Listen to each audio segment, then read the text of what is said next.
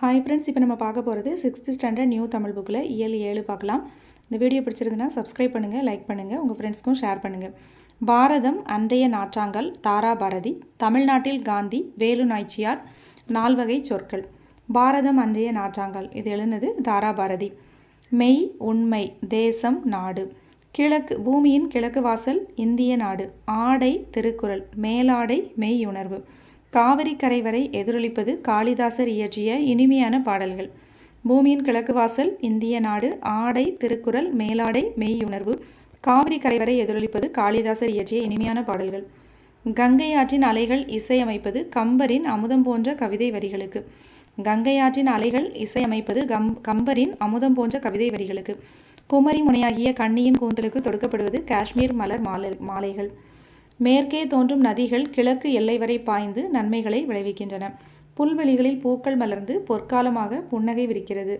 கிழக்கு கரையில் நலம் கேட்பது மேற்கு மலைகள். காவிய கலைக்கூடம் கல்லில் செதுக்கிய சிற்பம். காவிய கலைக்கூடம் எதை சொல்கிறோம்? கல்லில் செதுக்கிய சிற்பம். பாரதம் அன்றைய நாற்றாங்கால் இது எழுந்தது யாரு? தாராபாரதி. பூமி புதுமைகள் செய்த தேசம் இது. பூமியின் கிழக்கு வாசல் இது.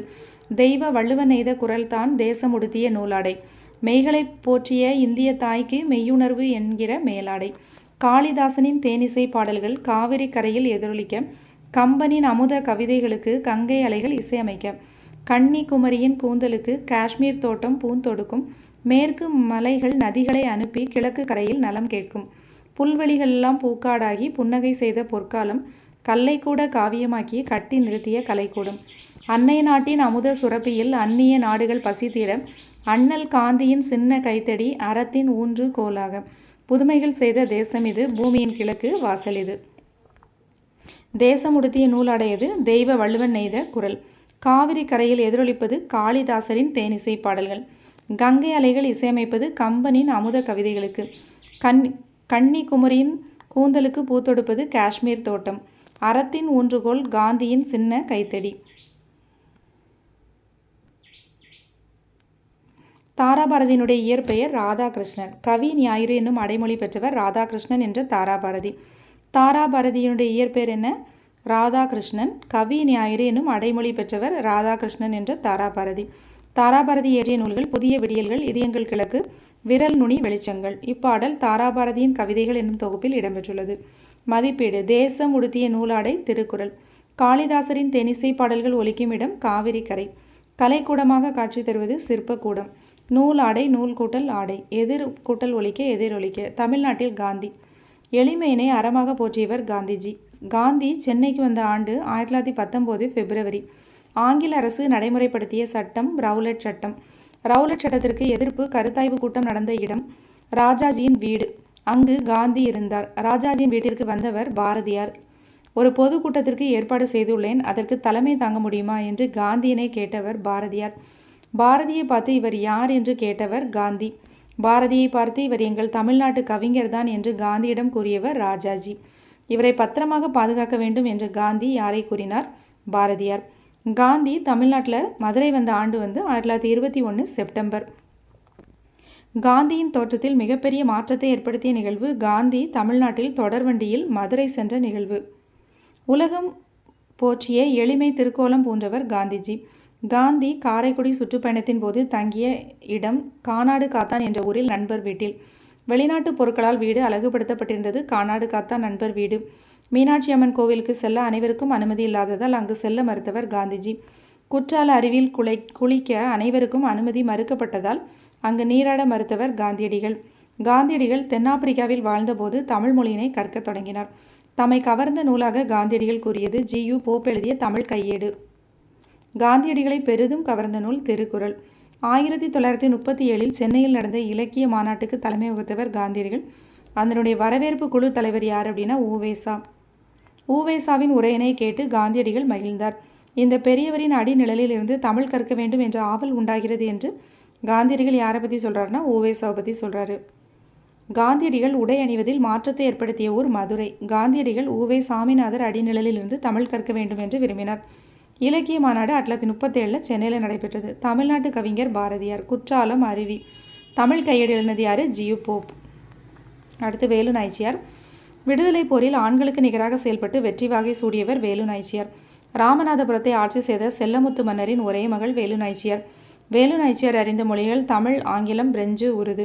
வேலு நாச்சியார் கற்றுக்கொண்டது சிலம்பம், குதிரையேற்றம், வாள்போர், வில் பயிற்சி. வேலு நாச்சியாரின் கணவர் முத்துவடுகநாதர். முத்துவடுகநாதர் கொல்லப்பட்டது காளையார்கோவில் போரில். வேலு நாச்சியார் சிவகங்கையை மீட்க உறுதி பூண்டார். வேலு நாச்சியார் திண்டுக்கல் கோட்டையில் தங்கி அங்கு ஒரு படையை திரட்டி பயிற்சி அளித்தார். ஆலோசனை கூட்டம் நடந்த இடம் திண்டுக்கல் கோட்டை. நாம் சிவகங்கை இழந்து 8 ஆண்டுகள் ஆகிவிட்டன என்று கவலை நிறைந்த குரலில் கூறியவர் வேலு நாச்சியார். நாம் சிவகங்கை மீட்கும் நாள் நெருங்கிவிட்டது என்று வேலு நாச்சியாரிடம் கூறியவர் அமைச்சர் தாண்டவராயர். அந்த இனிய நாளை ஆவலுடன் எதிர்பார்த்து கொண்டிருக்கிறேன் என்று கூறியவர் வேலு நாச்சியார். மைசூரிலிருந்து படைகளை அனுப்பியவர் ஹைதர் அலி. மைசூரிலிருந்து வந்த குதிரைப்படை வீரர்களின் எண்ணிக்கை 5000. அவர்களை ஓய்வு எடுக்கச் சொல், பிறகு நான் வந்து பார்க்கிறேன் என்று யாரை கூறினார்? குதிரைப்படை வீரர்களை பார்த்து வேலு நாச்சியார் வீரர்கிட்ட கூறி அனுப்புகிறார். ஹைதர் அலி உறுதியாக படையை அனுப்புவார் என்று எனக்கு முன்பே தெரியும் என்று கூறியவர் அமைச்சர் தாண்டவராயர்.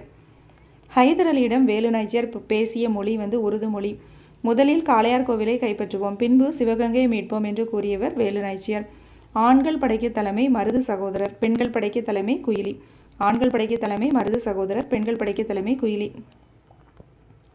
வேலு நாச்சியார் படைக்கும் ஆங்கிலேயருக்கும் கடுமையான போர் நடைபெற்ற இடம் காளையார்கோவில். அரசியே, காளையார்கோவில் நமது கைக்கு வந்துவிட்டது. இப்போதே சிவகங்கையை தாக்கினால் ஆங்கிலேயரை விரட்டியடித்து விடலாம் என்று கூறியவர் பெரிய மருது.